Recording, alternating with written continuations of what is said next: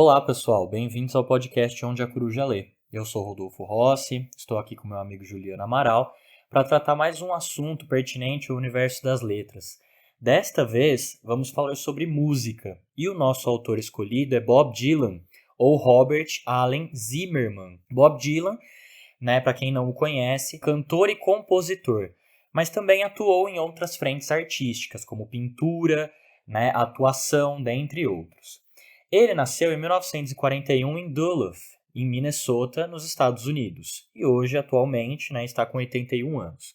Bob Dylan é ícone da contracultura, um movimento norte-americano pautado por uma ideia de resistência e enfrentamento diante das normas vigentes. E ele transitou por gêneros como o folk e o rock. Bob Dylan se inspirou também num grupo de artistas dos anos 50 chamados Geração Beat ou Beatniks. E quem são eles? Estes autores, eles trabalhavam com a ideia de lidar ou representar um certo rebaixamento social que existia em uma sociedade pautada, sobretudo, por um consumismo exacerbado do pós-guerra, Como a gente sabe, os Estados Unidos é o país que vende a ideologia capitalista por excelência. E esses autores, contrários a esses movimentos de consumo exacerbado, eles vão viajar o país, conhecer o país profundo, e a partir dessas viagens vão conhecer não só a pobreza, as grandes cidades, mas também o espírito, a alma americana deste período, marcada por uma série de processos, como a psicodelia, as questões de controle e poder, que entram em confronto e estão ali colocadas como uma experiência tipicamente moderna. É muito legal pensar, então, por exemplo, para exemplificar esses argumentos, na obra On the Road, ou em português Pé na Estrada, de Jack Kerouac.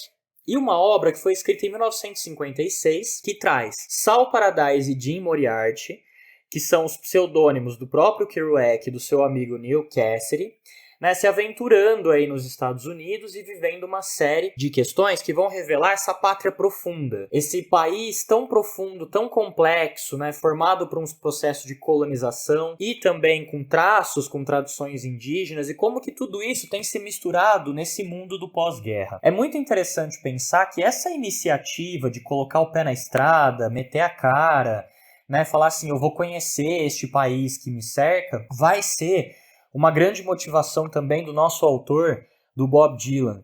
E é a partir dessas viagens e dessas experiências que o Bob Dylan vai nos contar não só sobre esse Estados Unidos, se formando enquanto grande potência, mas também das simplicidades, das relações das pessoas que estão ali entremeadas a esse processo. Apenas os dados iniciais de uma carreira longa e de muito sucesso. Para vocês terem uma ideia, Bob Dylan ele venceu nada mais nada menos do que 12 Grammys de 1980 e diante. Também venceu o Globo de Ouro e o Oscar com a música Things Have Changed, do filme Garotos Incríveis, de 2001. Venceu o prêmio Pulitzer como grande contribuidor artístico da nossa sociedade em 2008. E o prêmio Nobel de Literatura em 2016. Este que será o nosso assunto mais adiante no podcast. Afinal, é bastante curioso a ideia de um músico ser laureado com um prêmio de literatura. Ju, conte para o nosso ouvinte, então, um pouquinho mais sobre esse Bob Dylan, das suas origens, e como ele vai, de fato, mostrar aí muito, não só desses Estados Unidos, mas também uma vertente universal da experiência humana. Bom dia, boa tarde, boa noite para você. Muito bom dia, boa tarde, boa noite para você, meu grande querido amigo Rodolfo. Muito bom dia, boa tarde, boa noite para você, meu grande querido amigo ouvinte.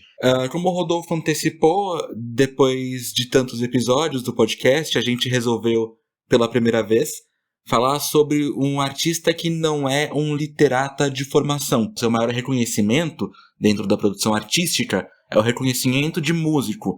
Quando o Rodolfo me propôs isso, deixa eu abrir aqui para vocês um pouquinho, eu confesso que eu estranhei. Mas conforme eu fui pensando no que é o nosso podcast, no que é essa conversa linda que a gente faz, e no que é a carreira e a vida do Bob Dylan, não tinha como ser melhor, não tinha como fazer mais sentido. Esse podcast, ele é um podcast que está baseado em contar histórias. Aqui você ouviu algumas semanas atrás a história de uma convenção que foi invadida por ratos que acabaram com a classe política que ali estava. Aqui você também já ouviu a história de garotos abandonados à própria sorte em uma das maiores cidades do Brasil, Salvador, na Bahia. Das maiores e das mais bonitas, diga-se de passagem. E aqui você também já ouviu a história de um garoto míope nascido no interior de Minas Gerais, que em determinado momento, num processo ali alegórico, né, se desenuveia a vista e se abre a mente. Vamos contar um pouquinho a história de como é que Robert Zimmerman se transformou em Bob Dylan. Imaginem vocês um contexto social dos estados mais ricos deste planeta. Esses estados, unidos, diga-se de passagem, estavam envoltos em um processo de crescimento econômico-social muito forte, bastante pautado no processo de armamento, voltado ali na Segunda Guerra Mundial. A gente sabe como é importante a questão bélica para os Estados Unidos, e também no auxílio à recuperação aí dos países europeus que foram prejudicados pela Segunda Guerra Mundial. Só que esse contexto não foi um contexto de flores. Nesse contexto a gente tem guerra espacial, Guerra Fria, o surgimento da Guerra do Vietnã, um dos, se não o conflito armado mais polêmico aí da história dos Estados Unidos da América. E nesse contexto, a gente tem o nascimento, como o Rodolfo disse em 1941, de Robert Allen Zimmerman. Esse indivíduo ali vai acompanhar o seu processo histórico, o seu processo de formação entre os anos 50 e 60 vai ser permeado por esse processo histórico bastante turbulento dos Estados Unidos, onde a gente vai ter, a partir dos anos 60, a Marcha sobre Washington em 63, o Nobel da Paz, a Martin Luther King Jr. em 64, e a fundação do Partido dos Panteras Negras em 66. Nesse contexto bastante turbulento e de muita contestação social, Robert Zimmerman se transforma em Bob Dylan, como uma personificação, aí das angústias sociais do seu período. Isso faz com que ele seja alçado pela imprensa especializada, pelos críticos de arte e pelos seus fãs ao posto de voz de uma geração, porque ele repercute nas suas canções, à época bastante voltadas ao protesto, os vícios sociais ali dos seus tempos. Essas canções que ele produzia naquele período são feitas no seio, no âmago da tradição da folk music, que é um gênero musical menos citadino, mais rural dos Estados Unidos, bastante acústico ao período, bastante aberto à voz, violão, gaita, que preza mais pela natureza do som, que é construído pela vivência popular, pelas histórias do povo, daí o folk, de folk music, e promovido à época de Bob Dylan como uma canção das esquerdas, dos movimentos de contestação social, pela sua capacidade de popularização, pelo fato de ser um gênero bastante popular, e pela sua reflexão, aí do cotidiano político, social e econômico dos Estados Unidos. Isso faz com que algumas das produções de Bob Dylan sejam tornadas hinos dos movimentos sociais antirracistas e pró-direitos civis. Essa popularidade toda de Dylan faz com que ele seja alçado quase como uma luz da folk music do seu período. A gente tem grande parte da produção do Bob Dylan bastante interessante desse período, como o primeiro álbum dele, de 62, chamado Bob Dylan, ou The Freewheeling Bob Dylan, de 63, The Times They Are Changing, de 64, Another Side of Bob Dylan, também de 64, um álbum voltado a canções mais românticas do que questões sociais, e Bringing It All Back Home, de 65. E assim, Bob Dylan e a folk music foram felizes para sempre, até o ano de 66. O que acontece lá, a gente vai ver daqui a pouquinho. Mas agora a gente precisa entender um pouquinho de como é que esse contexto social bastante turbulento aí do Bob Dylan transformou as músicas dele, fez parte da lírica do Bob Dylan. E isso vai ser dito aí pelo nosso grande querido amigo Rodolfo, né, Rods? Vamos lá então, Ju, vamos falar um pouquinho sobre as músicas, né? Acho que é bastante interessante a gente pensar nessa produção, porque ela vai ser emblemática, da força, não só musical, mas literária do Bob Dylan. Então veja, essas músicas dos anos 60, os acordes, a construção da música, todo o arranjo dela, será sobretudo ancorado na ideia de um violão e uma gaita. Afinal, o que mais refere-se, né, a esse mundo das andanças, né, a esse mundo beat, né, de caminhar, viajar e conhecer a realidade, do que a figura ou a imagem daqueles homens que pegam trens, que caminham pela natureza para chegar a destinos não explorados, não planejados e assim por diante. A gaita e o violão são grandes companheiras dessas figuras historicamente, né? E o Bob Dylan vai usar isso ao seu favor. Na música Blowing in the Wind, de 1963, ele está tratando sobre uma jornada que conduz os indivíduos a aprendizados, né? Ele vai questionar, por exemplo, como que as pessoas elas mudam, como que elas entendem coisas. E ele vai dizer, olha, meu amigo, a resposta está soprando no vento. Ou seja, a vida em si, os movimentos, as mudanças, as transformações são a resposta para todas essas questões em relação a quem somos, para onde vamos. Ou seja, a existência, ela é, sim, não só legítima, mas também enriquecedora. E o mais legal disso, né, Ju, é que ele vai mostrar esse enriquecimento da existência por meio da simplicidade, por meio da retomada de temas comuns. E é nisso que o Bob vai se destacar muito. Ele é um grande narrador, ele é um grande contador de histórias. E neste período ele já se revela para tal. Nós estamos falando de uma palavra aqui que tem, claro, evidentemente, a noção de música, a noção de cantar, mas é uma palavra que está acompanhando aqui uma narrativa. A gente sabe que a música tem esse teor narrativo, assim como a poesia épica, e aí a gente não precisa ir muito longe para pensar na Ilíada e na Odisseia, dentre outros poemas épicos como os Lusíadas, eles têm esse teor narrativo. E aí a música do Dylan também vai trazer isso. Veja, a narração dele é a narração dos seus tempos. E os seus tempos, eles são marcados aqui por temáticas sociais muito fortes, como o Juliano disse. Quer dizer, a gente está trabalhando aqui de movimentos antirracistas, a gente está falando aqui de movimentos antimilitarismo, anti-guerra, né? De um país que se fortaleceu por meio da guerra. E aí o Bob Dylan vai dar aqui a força do povo, vai ser a voz do povo por meio desta folk music, que o Juliano também referenciou brilhantemente, e vai dizer assim, olha pessoal, eu tenho aqui uma resposta a esses nossos tempos, muito diferente. E eu gostaria que vocês refletissem sobre isso. Vejam só, Times Are A-Changing, que é a música de 1964, brilhante, né, do Bob Dylan, ele está convocando escritores, ele está convocando gente do Congresso, a galera que trabalha com política, ele está convocando os jovens, ele convoca uma série de pessoas para participar da mudança. Gente, o nosso país está em mudança, nosso país está em transformação e quem faz essa transformação somos nós. São as profissões que transitam na sociedade, são os indivíduos que compartilham este tempo e, inclusive, as mudanças, né, o changing, que é aquilo que vai nos fortalecer. Quer dizer, para que manter práticas racistas? Para que manter práticas misóginas? Para que manter práticas violentas, sobretudo em relação a não só aos outros povos, mas ao nosso próprio povo? Vem pra mudança, é isso que o Dylan tá cantando. Então veja, é muito prazeroso você pensar que este jovem, né, dos anos 60, com um violão e uma gaita, conseguiu trazer, vamos dizer assim, uma consciência tão poderosa, né, para este país. Ou melhor, uma forma de reavaliar este país com uma consciência simples, mas ao mesmo tempo poderosa. Ju, a gente sabe que o Dylan ele é meio camaleão, né? Ou seja, ele vai buscar um experimentalismo, ele vai se transformar ao longo do tempo e talvez seja isso, né, que tenha feito ele se tornar o grande artista que nós estamos reverenciando no dia de hoje. Como é que você vê essa experiência? Você acha que é por este caminho mesmo? Amigo, eu acho que é muito por esse caminho mesmo de entender como é que o Dylan ele vai se transformando ao longo da carreira dele. Nem sempre todas as transformações são ali muito positivas naquele período em que acontecem. A primeira grande transformação do Bob Dylan foi um confronto direto entre Dylan e o tradicionalismo, quase que um purismo musical da folk music. Imaginem vocês, agora para contextualizar um pouquinho, o cenário posto, por exemplo, para MPB contra o tropicalismo, né? E a Jovem Guarda ali entre os anos 50 e 60.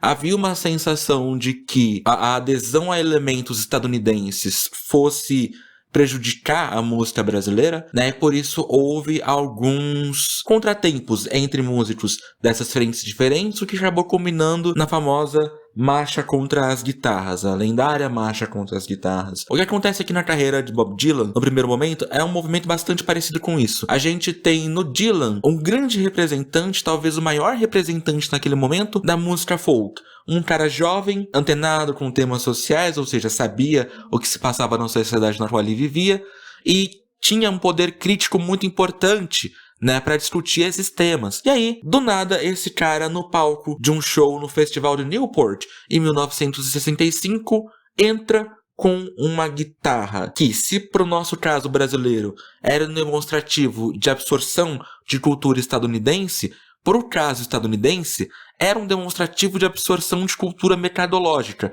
Lembro a vocês que a gente está falando do começo dos anos 60, é o começo da absorção do rock pelas grandes massas adolescentes, vendido aí como um gênero de rebeldia, uma rebeldia sem causa e sem questões sociais, é necessário da gente falar, que também estava sendo bastante retirado da população negra, que foi a população que deu origem ao gênero do rock. E aí, de repente, em 1965, no meio desse contexto social, Bob Dylan entra no palco de um dos maiores festivais folk do mundo com uma guitarra elétrica. É necessário dizer que a reação não foi nem um pouco positiva a isso, pelo contrário. Dylan foi vaiado, Dylan foi bastante ofendido pela plateia e ele encerrou ali a sua apresentação após 3 músicas, voltando depois para mais 3 e tendo aí como uma delas a canção It's All Over Now Baby Blue, de 1965. É uma canção que marca uma despedida de 2 amantes e também tem muito simbolismo,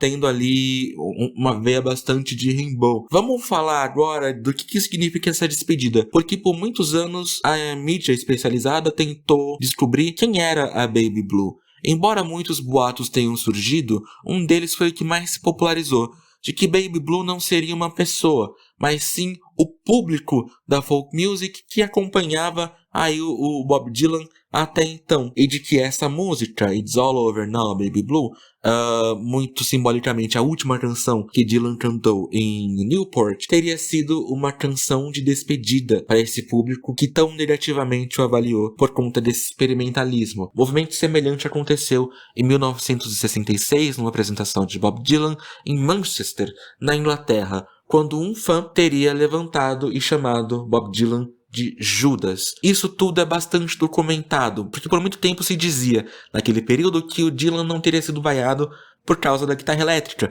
mas sim por causa da qualidade da música que ele estava colocando, de que o som estaria ruim. E aí o show de Manchester em 66 foi gravado para que Bob Dylan and the Band, a lendária The Band, no começo de formação, tivessem certeza do que estava acontecendo. O que acontecia lá era uma recusa, né, dos fãs mais puristas aí da folk music de aderir a alguns instrumentos que são marcas do rock and roll dos anos 60 e até hoje, né? Então é muito importante que a gente tenha isso em mente. Em 66 foi um ano bastante marcante pro Bob Dylan, porque após um acidente de motocicleta, ele acabou ali por se distanciar um pouco da música, anunciou um hiato, entrou numa vibe um pouco mais introspectiva e pouco aberto a aparições públicas, a entrevistas, que é uma das marcas de Bob Dylan até hoje, talvez por isso ele seja até considerado por tanta gente como tão misterioso. Só que ali nos anos 70, a gente vai acompanhar uma outra reviravolta. É o momento em que Bob Dylan começa ali a juntar as peças novamente da The Band,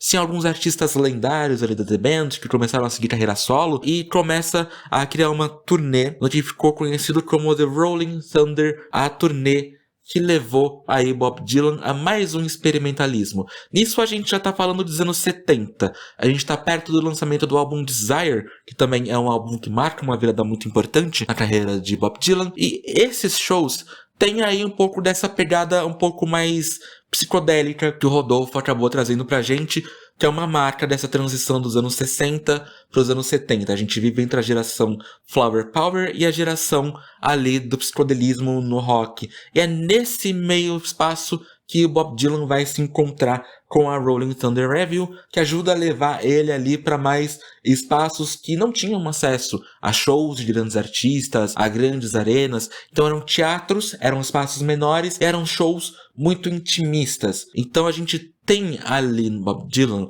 entre os anos 60 e 70, e algo que vai ser uma marca da carreira dele como um todo, uma figura muito mais experimentalista, que flerta com outros tipos de produção, que não abre mão por completo da produção social. Essa produção social vai estar intrínseca na produção dele, mas que se abre a outros movimentos, a algo mais introspectivo, mais intimista, vai falar de outros temas, mas não vai deixar ali de refletir o cotidiano daquele país que o formou e que ele, a partir dali, ajudou a formar. Rhodes, eu acho que agora a gente pode passar para as músicas desse período e entender um pouquinho do que elas significam na carreira do Bob Dylan e aí nesse período histórico que ele está vivendo nos anos 60 e 70, né?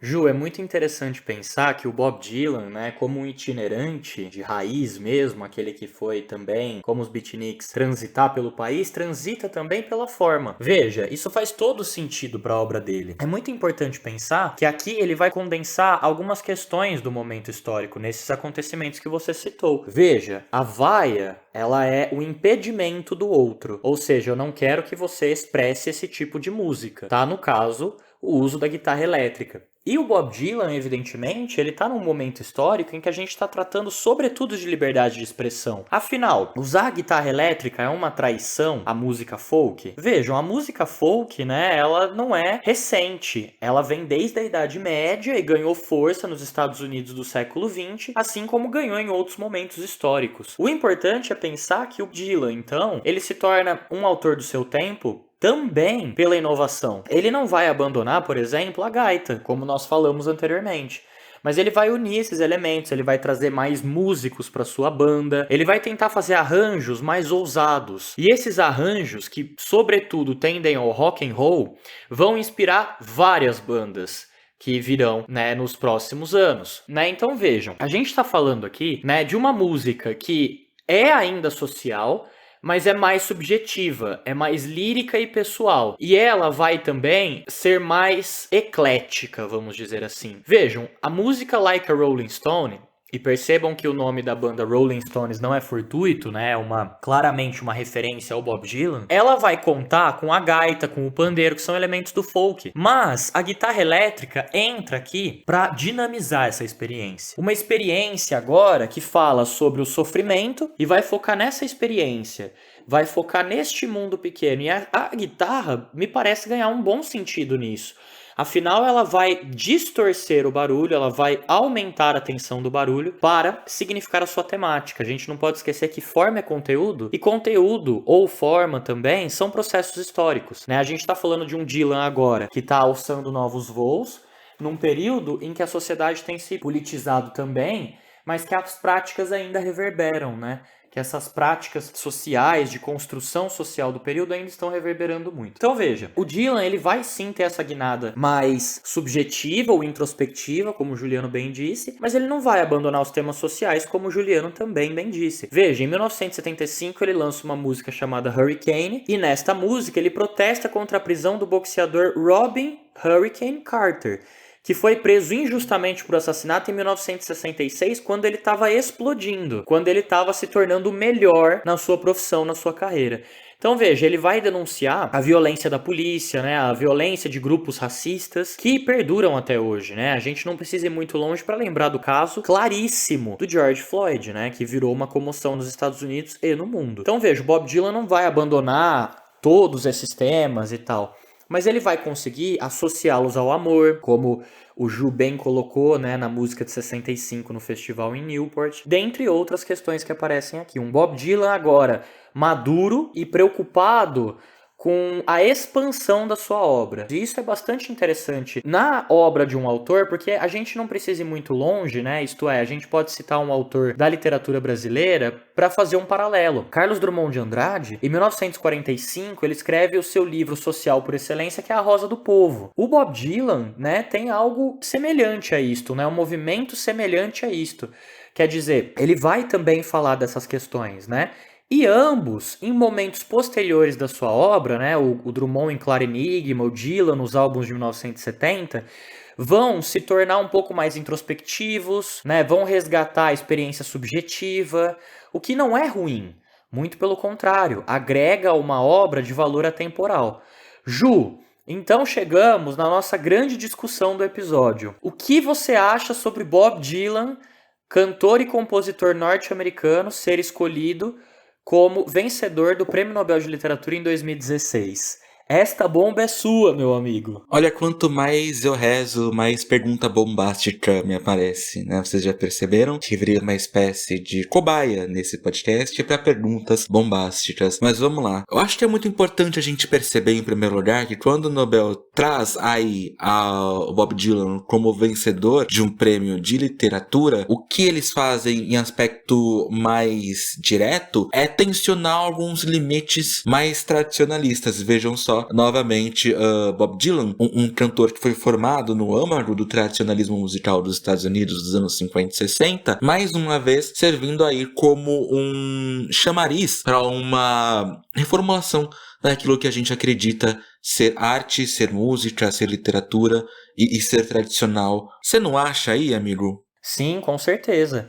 Inclusive o próprio Dylan, né, quando foi receber o prêmio, dentre as referências que ele citou, né, como mote ou auxiliares na construção das suas obras, né, está a Odisseia de Homero. A Odisseia conta a saga de Odisseu, do retorno da guerra da Ilíada até a sua casa, né? E isso é muito interessante porque ao longo deste processo, ele vai passar por uma série de aventuras e peripécias. Aventuras essas que vão mostrar, sobretudo, a força do homem, né? Veja, a Odisseia é um livro que está ressaltando, sobretudo, a astúcia do homem. O Odisseu é um homem astuto que vence as suas dificuldades por meio da inteligência. A simplicidade do Blowing in the Wind também é uma forma de inteligência, é isso que o Dylan está dizendo, né? Quer dizer, de você ter a sabedoria de enxergar os movimentos da vida e as coisas e as transformações dela, na verdade, né, você se aventurar. Significa, portanto, você conhecer e reconhecer as estruturas que nos cercam, né?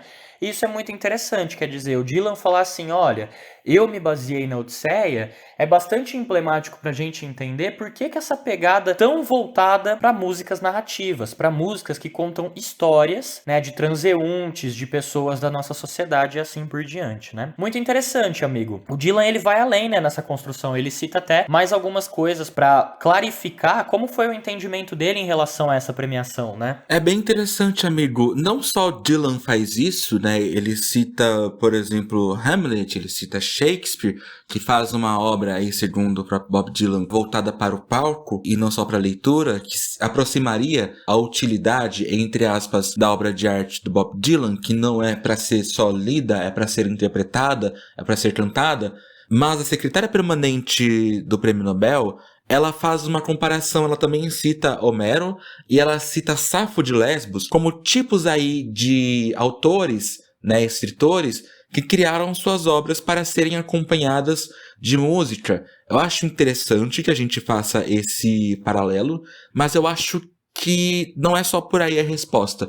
Porque, veja bem, a gente não precisa voltar lá nos clássicos gregos e romanos para a gente poder dizer, bom, Bob Dylan é um trabalhador literário. A gente pode fazer isso citando, por exemplo, esse interesse em ser quase que uma espécie de espelho da sua sociedade, como ele pensa essa sociedade, como ele reflete através de um viés muito simples que tem a ver ali com a sua formação tradicionalista, né, na folk music, mas também muito repleto de experimentos bastante ousados para a música e bastante ousados para a literatura. Então a gente não precisa apenas falar da força da literatura grega para poder chegar a essa conclusão sobre Bob Dylan. A gente pode chegar a essa conclusão sobre o poder literário do Bob Dylan através das características do trabalho literário de Bob Dylan. Sim, eu concordo. Inclusive, né, eu acho que o Bob Dylan, ele conquistou, né, esse patamar, ele quebrou a barreira do óbvio justamente porque a sua obra, ela é bastante moderna, né? Ele, né, que é um autor que buscou as nossas raízes, as tradições, né, populares, e ao mesmo tempo a transgressão, né, que foi não só no campo político, lutar por direitos, mas também no campo artístico, né, lutar pelos direitos de expressão, lutar pelos direitos de transformação. Acho que ele condensa bem essa experiência norte-americana da segunda metade do século XX, que se estende também, né, por sua influência mundial aos outros países, né? Isto é, nós estamos aqui tratando de uma experiência que está a todo momento lidando com a noção de liberdade e controle, com a noção de identificação e transformação. E, de novo, esses acompanhamentos que vêm aqui com as suas músicas, sejam aquelas mais clássicas, tradicionais, voltadas ao folk, seja aquelas que seguem, né, as tendências do rock que se apresenta como possibilidade naquele período, né, a incorporação desses elementos em sua música nada mais é do que a associação de sua imagem à imagem do artista. O artista, na era da reprodutibilidade técnica, na era do capital, ele também deve lidar com questões mercadológicas. O Bob Dylan não é exceção. Ele não é intocável neste processo. Ele também deve lidar com a noção de arte enquanto mercadoria. Então isso significa que essa experiência que ele vai desenvolver ao longo das décadas, como nós dissemos anteriormente, uma carreira longuíssima, ela vai revelar, então, portanto, né, como este homem, né, que se colocou diante de uma série de questões enquanto músico, né, transformou-se junto aos seus tempos. Acho que isso é muito interessante, né? Eu tenho a percepção de que o Dylan, ele condensa de fato, né, as imagens das transformações da nossa segunda metade do século XX. E, portanto, a sua obra, por meio do uso da palavra, seja cantada, seja por meio da composição pura, né, ela tem esse alcance de nos fazer refletir. Não apenas temas regionais, históricos, etc., mas universais. Afinal, todos nós somos seres humanos, né, em busca de respostas, em busca de caminhos, em busca de possibilidades para as nossas vivências. Bom, pessoal, assim a gente encerra mais um episódio do podcast Onde a Coruja Lê. Lembrando a você que nós estamos de volta no próximo dia 20, temos episódios novos todo dia 20. Para você que quiser entrar em contato conosco, entre em contato pelo e-mail podcastcorujale@gmail.com. Repito, podcastcorujale@gmail.com. Rodolfo, sempre um prazer poder conversar contigo. E você, meu grande querido amigo ouvinte. Até o próximo episódio. Tchau, tchau.